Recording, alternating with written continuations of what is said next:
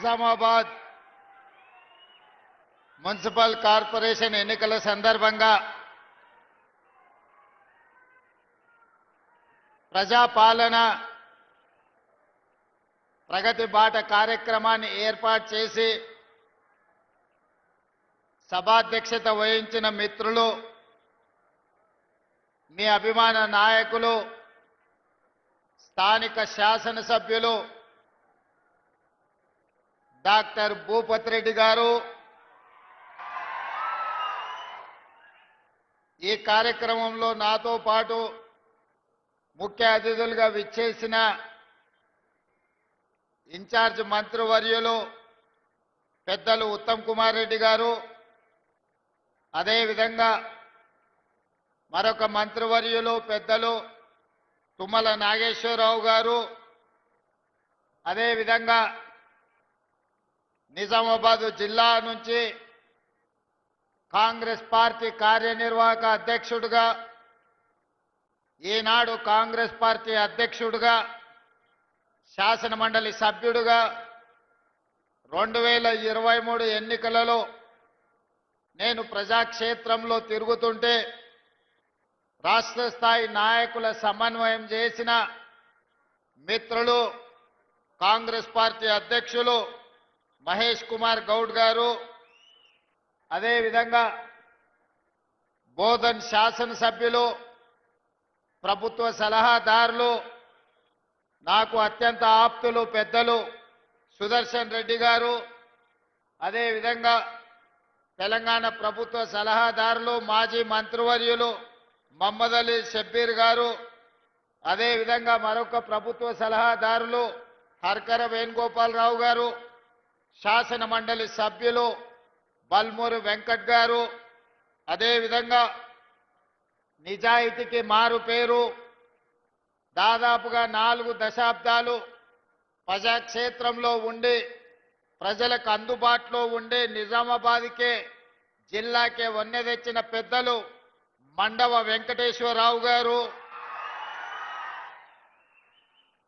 అదేవిధంగా రాష్ట్ర మహిళా కమిషన్ చైర్పర్సన్ నేరెళ్ల శారద గారు, మిత్రులు కార్పొరేషన్ చైర్మన్ మాజీ శాసనసభ్యులు మాజీ విప్ ఎరావత్ అనిల్ గారు, కార్పొరేషన్ చైర్పర్సన్ మిత్రులు మోహన్ రెడ్డి గారు, వేదిక మీద ఉన్న ఇతర ప్రముఖ నాయకులు, వివిధ గ్రామాల నుంచి నిజామాబాద్ రూరల్ శాసనసభ నియోజకవర్గం నుంచి ఇక్కడికి విచ్చేసిన వేలాది మంది కాంగ్రెస్ పార్టీ కార్యకర్తలకు, ముఖ్యంగా మా ఆడబిడ్డలకు ముందు వరుసలో ఉండి మా ఆడబిడ్డలు ఈరోజు ఇక్కడ అందరూ హాజరయ్యి, అదేవిధంగా కాంగ్రెస్ పార్టీ జిల్లా అధ్యక్షులు నాగేష్ రెడ్డి గారు అందరూ కలిసి ఇంత బ్రహ్మాండమైన కార్యక్రమాన్ని ఏర్పాటు చేసి ఈరోజు నిజామాబాద్ మున్సిపల్ కార్పొరేషనే కాదు 7 మున్సిపాలిటీలలో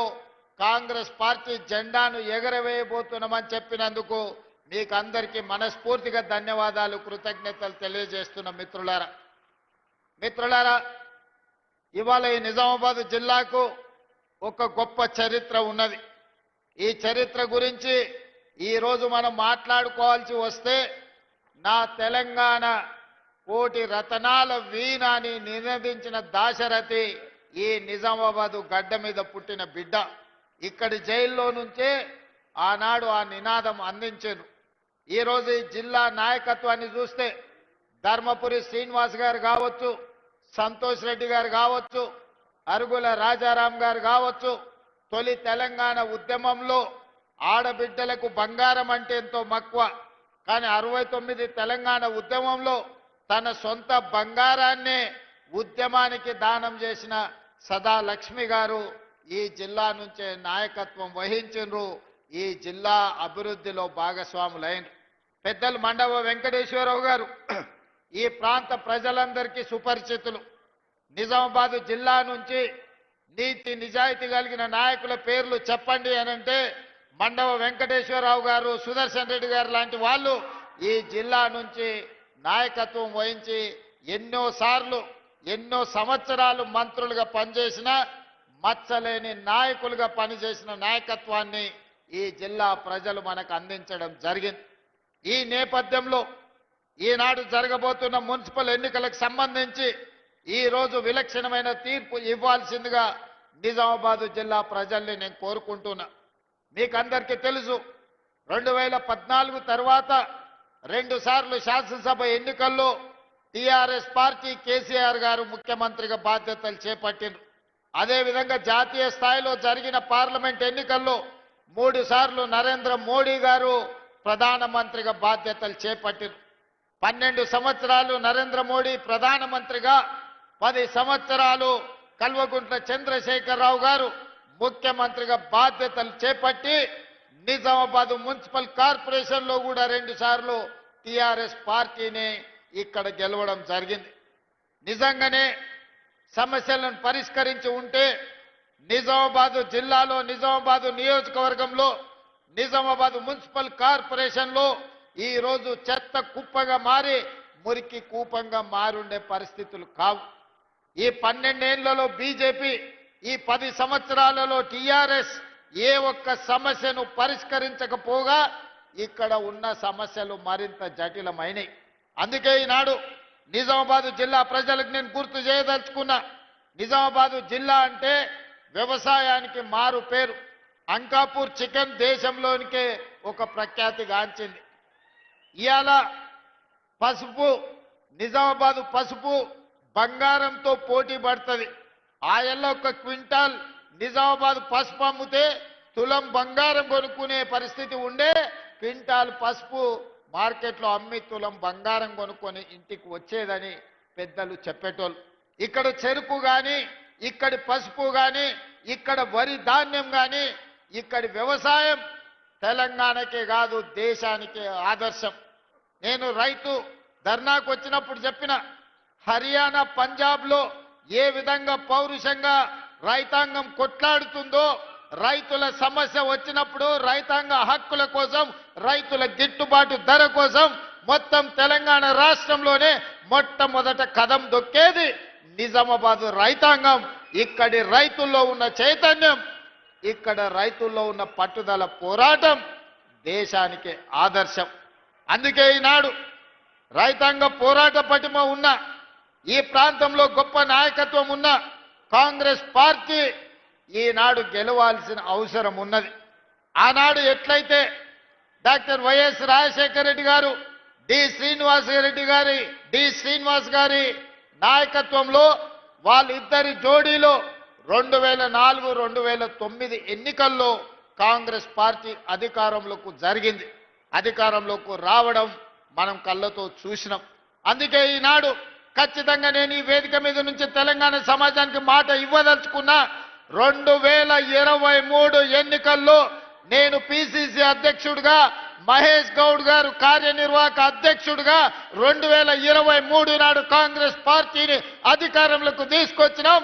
మళ్ళీ 2029లో మహేష్ గౌడ్ గారు పిసిసి అధ్యక్షుడిగా, నేను ముఖ్యమంత్రిగా, ఆనాడు డాక్టర్ వైఎస్ రాజశేఖర రెడ్డి, ధర్మపురి శ్రీనివాస్ గారు రెండవసారి ఏ విధంగా కాంగ్రెస్ను అధికారంలోకి తీసుకొచ్చిండ్రో మళ్ళీ తెలంగాణ రాష్ట్రంలో రెండవసారి అధికారంలోకి తీసుకొచ్చే బాధ్యత తీసుకుంటాం.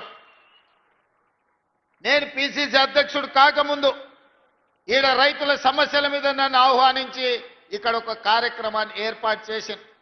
దారెంబట వేలాది మంది రోడ్ల మీదకి వచ్చి స్వాగతం పలుకుతే మధ్యాహ్నం 12కి రావాల్సిన నేను సాయంత్రం 5 గంటలకు సమావేశానికి వచ్చిన వేలాది మంది రైతులు ఆనాడు నిలబడి మీరందరూ ఆశీర్వదించారు కాబట్టి ఆ తర్వాత కాంగ్రెస్ పార్టీ అధ్యక్షుడిగా నాకు బాధ్యత ఇచ్చింది కాంగ్రెస్ పార్టీ. ఆ కాంగ్రెస్ పార్టీ అధ్యక్షుడిగా ప్రజాక్షేత్రంలో ప్రజా సమస్యల మీద కొట్లాడడంతో ఈనాడు తెలంగాణ రాష్ట్రంలో కాంగ్రెస్ పార్టీ అధికారంలోకి వచ్చింది. ఈరోజు మీరు ఆనాడు అండగా నిలబడబట్టి అధిష్టానం దృష్టిలో ఖచ్చితంగా రేవంత్ రెడ్డి గారి నాయకత్వంలో పార్టీకి ఫలితాలు ఉంటాయని ఒక నిర్ణయం తీసుకోవడానికి నిజామాబాదే వేదిక అయ్యింది, నిజామాబాద్ జిల్లానే కారణమైంది. అందుకే నా మనసులో ఎప్పుడు నిజామాబాద్ జిల్లాకు ప్రత్యేకమైన స్థానం ఉంటుంది. ఈ జిల్లాలో ప్రాజెక్టులను పూర్తి చేయడానికి ఈ జిల్లాకు అదనంగా నిధులు మంజూరు చేయడానికి, ఈ జిల్లాకు రాజకీయ నేపథ్యం, రాజకీయంగా అవకాశాలు కల్పించడానికి నా శాయశక్తుల ప్రయత్నం చేస్తా. ఈ జిల్లా అభివృద్ధికి 100% సహకరిస్తా అని చెప్పి ఈ సందర్భంగా మిత్రులందరికీ తెలియజేస్తున్నా. మిత్రులారా, ఈనాడు కాంగ్రెస్ పార్టీ అధ్యక్షుడిగా మిత్రులు మహేష్ కుమార్ గౌడ్ గారు ఉన్నారు.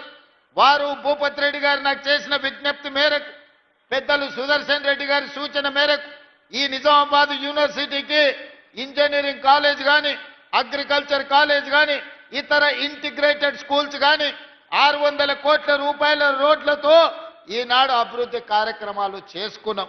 ఈరోజు పిసిసి అధ్యక్షుడు, నేను అధ్యక్షుడు అయిన తర్వాత జిల్లాకు అదనంగా నిధులు ఇవ్వాలి, జిల్లాను అభివృద్ధి చేయాలి, మీ వంతు సహకారం ఉండాలి అని మిత్రుడు మహేష్ కుమార్ గౌడ్ గారి సూచనతోటి ఇవాళ ఈ అభివృద్ధి కార్యక్రమాలు అన్నిటిని కూడా ముందుకు తీసుకెళ్తున్నాం. ఇదే కాదు, నిజామాబాద్లో ఉన్న బాన్స్గడ కావచ్చు, కామారెడ్డి కావచ్చు, ఎల్లారెడ్డి కావచ్చు, బిచ్కుంద కావచ్చు, ఆర్మూర్ కావచ్చు, భీమ్గల్ కావచ్చు, బోధన్ మున్సిపాలిటీ కావచ్చు, నిజామాబాద్ మున్సిపల్ కార్పొరేషన్ 7 మున్సిపాలిటీలు ఒక కార్పొరేషన్లో 1045 కోట్ల రూపాయలతోని ఈనాడు అభివృద్ధి కార్యక్రమాలు మనం చేపట్టుకుంటున్నాం. తెలంగాణ రాష్ట్రంలో మున్సిపల్ శాఖ మంత్రిగా 17,445 కోట్ల రూపాయలు ఈ 2 సంవత్సరాలలో నిధులు మంజూరు చేసి అభివృద్ధి కార్యక్రమాలతో ముందుకు వెళ్ళాలనుకున్నాం. కానీ చాలా దగ్గరలో 99% రాష్ట్రంలో బీఆర్ఎస్ వాళ్ళే మున్సిపల్లో కౌన్సిలర్లు, కార్పొరేటర్లు, చైర్మన్లు, మేయర్లుగా ఉండడంతో మనం నిధులు ఇచ్చినా అభివృద్ధి కార్యక్రమాలు ముందుకు సాగలేదు. ఈరోజు మనం నిధులు మంజూరు చేసినా ఈ ప్రభుత్వానికి ఎక్కడ పేరు వస్తుందో, ముఖ్యమంత్రే కాదు మున్సిపల్ మంత్రి కూడా రేవంత్ రెడ్డి ఉన్నాడు, ఈ అభివృద్ధి జరిగితే కాంగ్రెస్ పార్టీకి మంచి పేరు వస్తుందని చెప్పి బీఆర్ఎస్ నాయకులు అభివృద్ధిని అడ్డుకున్నారు. ఇవాళ మీకు అందరికి ఒక మంచి అవకాశం వచ్చింది. 10 ఏళ్ళు బీఆర్ఎస్కి ఇచ్చిండ్రు, 12 ఏళ్ళు బీజేపీకి ఇచ్చిండ్రు. ఈ ప్రాంతంలో 2 సార్లు ధర్మపురి అరవింద్ను పార్లమెంటు గెలిపించారు. ఇవాళ మళ్ళీ మోడీ మంత్రం చదువుతున్నాడు ధర్మపురి అరవింద్ గారు. నేను అడుగుతున్నా, అయ్యా గల్లీలో కౌన్సిలర్ కావాలంటే, గల్లీలో మోరీ తీయాలంటే మేము ఢిల్లీకి వెళ్ళి మోడీని అడగాలనా? ధర్మపురి అరవింద్ గారు మీరే పార్లమెంట్ సభ్యులు కదా, ఈ 7 ఏళ్లలో నువ్వు ఏమి తీసుకొచ్చినావో లెక్క చెప్పు. మిమ్మల్ని 2 సార్లు ఎంపీగా గెలిపిస్తే మోడీ గారి దగ్గర నీకు చాలా పరపతి ఉందంటావు కదా, మరి మోడీ గారి దగ్గర పరపతి ఉంటే ఎందుకు మీరు స్మార్ట్ సిటీ కింద నిజామాబాద్ను తీసుకురాలేకపోయినరు? 95 సంవత్సరాల మున్సిపాలిటీకి ఒక స్మార్ట్ సిటీగా మీరు మోడీ దగ్గర సాధించలేకపోయినరు, మీ పరపతి ఉపయోగపడలేదంటే మళ్ళీ కార్పొరేటర్లుగా బీజేపీ వాళ్ళని ఎందుకు గెలిపించాలి అని చెప్పి ఈరోజు ధర్మపురి అరవింద్ గారిని నేను అడుగుతున్నా. ఇవాళ మీరే ప్రభుత్వం, మీరే ప్రధానమంత్రి, మీరే పార్లమెంట్ సభ్యులు, మీ సోదరుడు బండి సంజయ్ కేంద్ర మంత్రి, మీ నాయకుడు కిషన్ రెడ్డి గారు కేంద్ర మంత్రి. ఎందుకు తెలంగాణకు నిధులు తీసుకురాలే?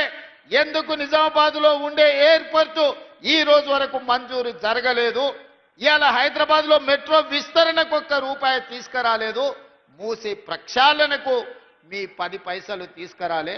రీజనల్ రింగ్ రోడ్డు గురించి చర్చనే లేదు. ఇవాళ నిజామాబాద్ ఔటర్ రింగ్ రోడ్డు గురించి కేంద్రం నిధులు తెస్తా అంటే మేము ఎవరమైనా వద్దన్నమా? ఏమి తీసుకొచ్చిండ్రని, ఏమి ఇచ్చిండ్రని, ఏమి తెచ్చిండ్రని ఇవాళ మీరు ఓట్లు అడుగుతున్నారు, ఇవాళ ప్రజల దగ్గరకు వస్తున్నారని నేను అడగదలుచుకున్న ధర్మపురి అరవింద్ గారిని. ఇవాళ మీ వల్ల ఏమి ప్రయోజనం లేదు. 3 సార్లు మోడీ ప్రధానమంత్రి అయినా నిజామాబాద్ స్మార్ట్ సిటీ కాలేదు అని అంటే మీకు ఇచ్చే ఉద్దేశమే లేదు. నిజామాబాద్ ప్రజల ఓట్లు కావాలి కానీ నిజామాబాద్ అభివృద్ధికి నిధులు తెచ్చే ఉద్దేశమే మీకు లేదు. పాపం ధర్మపురి అరవింద్ గారు ఇప్పుడు కాదు అప్పుడు కేసీఆర్, కేటీఆర్, హరీష్ను జైల్లో పెట్టాలి, చిప్పకూడు దింపించాలని మాట్లాడుతుంటాడు.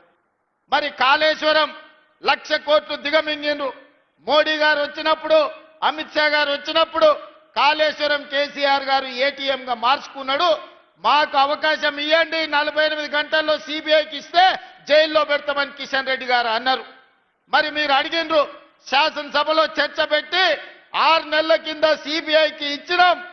మరి 48 గంటల్లోనే జైల్లో పెడతాన్న కిషన్ రెడ్డి యాడబోయి ఏ బొక్కలు దాచుకున్నాడని నేను అడుగుతున్నా. ఎందుకు కాళేశ్వరంలో 1,00,000 కోట్లు మింగిన కేసీఆర్ హరీష్ ను బీజేపీ వాళ్ళు మరి బొక్కలేయకుండా చెర్లపల్లి జైల్లో పెట్టి చిప్పకూడు పెట్టకుంటే ఎవరు కాపాడుతున్నారు? ఇవాళ కేటీఆర్ ను జైల్లో పెట్టాలని అరవింద్ గారు అంటున్నారు.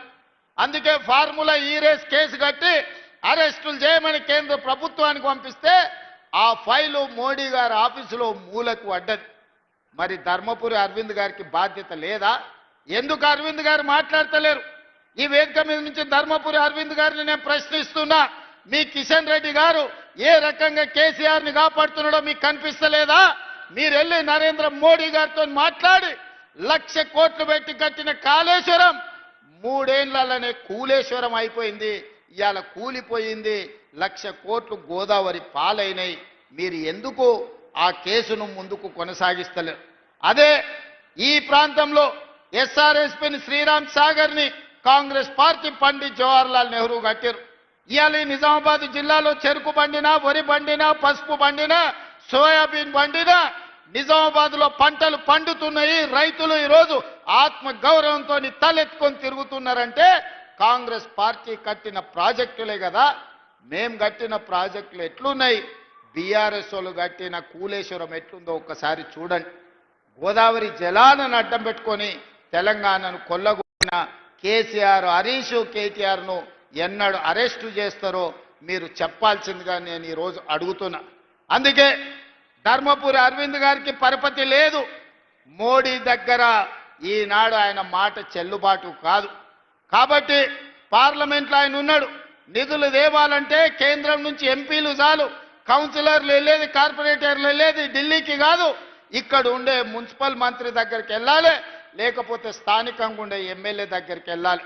స్థానిక ఎమ్మెల్యే భూపత్ రెడ్డి ఉన్నాడు, మున్సిపల్ శాఖ మంత్రిగా నేనున్నా. ఇవాళ కౌన్సిలర్